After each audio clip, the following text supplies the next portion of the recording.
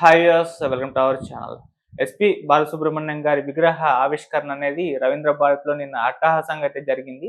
So, కొన్ని వివాదాలు దీని చుట్టుముట్టిన మనం చూస్తాం. తెలంగాణ వాదులు దీన్ని వ్యతిరేకించడం ఇవన్నీ ఉన్నా కూడా నిన్నైతే చాలా గ్రాండ్‌గా అయితే విగ్రహావిష్కరణ చేశారు. అయితే దీని తర్వాత ఇప్పుడు ఒక చర్చ జరుగుతుంది. ఈ విగ్రహావిష్కరణ ఏర్పాటు చేస్తారు గానీ దీనికి ఎవరు స్టార్ సెలబ్రిటీలు రాకపోవడం అనేది చర్చనీయాంశంగా మారిపోయింది. సో, ఇండస్ట్రీలో ఇప్పుడు వింటేజ్ హీరోస్ నలుగురున్నారు. మళ్ళీ సీఎం రేవంత్ రెడ్డి గారు వీళ్ళెవరూ కూడా అటెండ్ అవ్వలేదు. దీనికి గల కారణం ఏంటి? కావాలని అవాయిడ్ చేస్తారా? ఎందుకు ఈ వివాదాలని చెప్పేసి, లేదంటే నార్మల్‌గా రాలేదా అనేది ఇప్పుడు చర్చించుకుంటున్నారు. ఇప్పుడు దీని గురించే డిస్కస్ చేయడానికి ప్రెజెంట్ మనతో పాటు ప్రముఖ జర్నలిస్ట్ అయిన ధీరజ్ అప్పాజీ గారు ఉన్నారు. వారిని అడిగి తెలుసుకునే ప్రయత్నం చేద్దాం. నమస్కారం సార్. నమస్తే ఆదిత్య. సార్, మరి బాలసుబ్రహ్మణ్యం గారు ఇండస్ట్రీలో ఎంతో మందికి సూపర్ హిట్ సాంగ్స్ పాడారు. చిరంజీవి గారు, వెంకటేష్ గారు, నాగార్జున గారు, సో బాలకృష్ణ గారు మరి ఇంతమందికి పాడారు. ఇండస్ట్రీలో చాలా మందికి పరిచయాలు ఉన్నాయి. ఆయన ఇప్పుడు లెజెండరీ సింగర్. అటువంటిది ఆయన విగ్రహావిష్కరణ రవీంద్ర భారతిలో ఏర్పాటు చేసినప్పుడు వీళ్ళు రావాలి అని అనుకున్నారు. వస్తారని చెప్పేసి చాలా మంది పెట్టారు కూడా. చాలా కథనాలు వచ్చాయి. చూస్తే ఎవరు రాలేదు. మరి కారణం ఏమన్నా అయ్యి ఉండొచ్చు సార్? అంటే ముందుగా ఆదిత్య, బాలసుబ్రహ్మణ్యం గారి విగ్రహాన్ని అక్కడ హైదరాబాద్ నడిబొడ్డున ఉన్నటువంటి, అది కూడా రవీంద్ర భారతిలో అవును విగ్రహ ప్రతిష్టాపన చేసినందుకు మనం ఎవరైతే దానికోసం చొరవ తీసుకున్నారో వాళ్ళని మనం ఖచ్చితంగా అభినందించాలి. అంటే నువ్వే చెప్పావు, దీనికి చాలా తీవ్రంగా వ్యతిరేకత వ్యక్తమైంది. అవును. అయినా కూడా ఆ వ్యతిరేకతని పరిగణలోకి తీసుకోకుండా ఈ విగ్రహావిష్కరణ చేపట్టడం అన్నది మంచి విషయం. అంటే ఇంకోటి ఏంటంటే, ఒకవేళ ఆగి ఉంటే అది ఇంకా పెద్ద చర్చనీయాంశం అయిపోయేది. ఓకే, చేస్తామని చెప్పి చేయకుండా దాని మధ్యలో ఈ వ్యతిరేకతని దృష్టిలో పెట్టుకొని ఆగిపోయి ఉంటే ఇంకా కొంచెం అది ఇంకా వివాదాస్పదం అయ్యేది. అయితే ఇప్పుడు తెలంగాణ వాదుల వెర్షన్ మనం వింటే వాళ్ళు చెప్తున్నది నిజమే కదా, వాళ్ళ వాదనలో ఇది ఉంది కదా, లాజిక్ ఉంది కదా, సబబే కదా అని మనకు అనిపిస్తుంది. ఎలా అంటే, ఈ తెలంగాణకి సంబంధించి ఏదో జాతీయ గీతం, తెలంగాణ గీతం అని చెప్పి, రాష్ట్ర గీతం అని చెప్పి ఒకటి అందశ్రీ గారు రాసిన పాటని ఫస్ట్ బాలసుబ్రహ్మణ్యం గారితో పాడించాలని చెప్పి ఆయన అప్రోచ్ అయ్యారంట. ఓకే, ఈ పాట లేకపోతే అంతకుముందు వేరే పాట, మొత్తం మీద తెలంగాణకి సంబంధించిన ఒక పాటని, అంటే ఆయన నేను ఈ పాటను పాడలేనని చెప్పి సున్నితంగా ఆయన తిరస్కరించాడంట.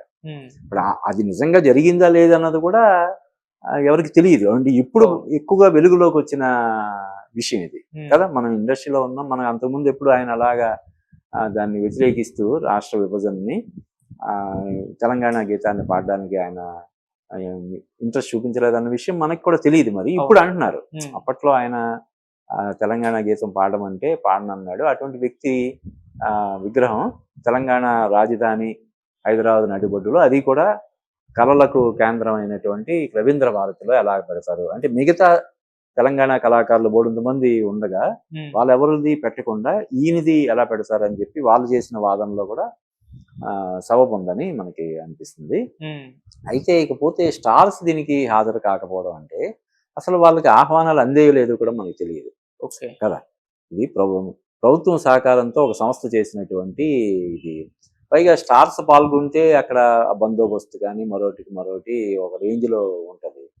కాబట్టి దాన్ని దృష్టిలో పెట్టుకొని భద్రతా కారణాల వల్ల చేయలేదా లేకపోతే ఏంటన్నది.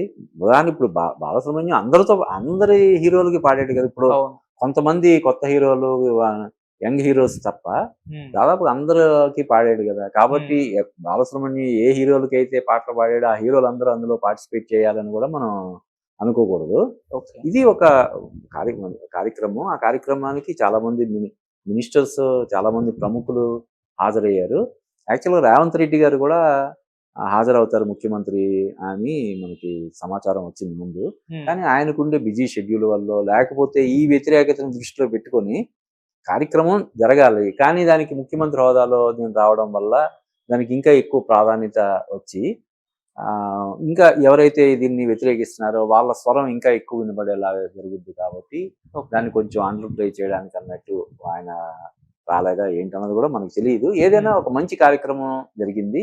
ఇంకా ఆ రవీంద్ర భారతిలో తెలంగాణకి గర్వకారకులైనటువంటి చాలా మంది, ఇప్పుడు దాశరథి, నేరేళ్ల వేణుమాధవ్, డాక్టర్ శ్రీనారాయణ రెడ్డి, ఇటువంటి వాళ్ళందరూ ఇంకా చాలా మంది ఉన్నారు. కాబట్టి వాళ్ళందరి విగ్రహాలు కూడా అక్కడ ప్రతిష్ఠించి దానికి ఒక ఆ కేంద్రానికి ఒక ప్రధాన ఆకర్షణ లాగా నిలిచేలాగా వీళ్ళు జాగ్రత్తలు తీసుకోవాలని మనం కోరుకుందాం. ఓకే. సార్ అంటే ఇప్పుడు మామూలుగా ఇంట్రెస్ట్ అందిందో లేదో మనకు కూడా తెలీదు.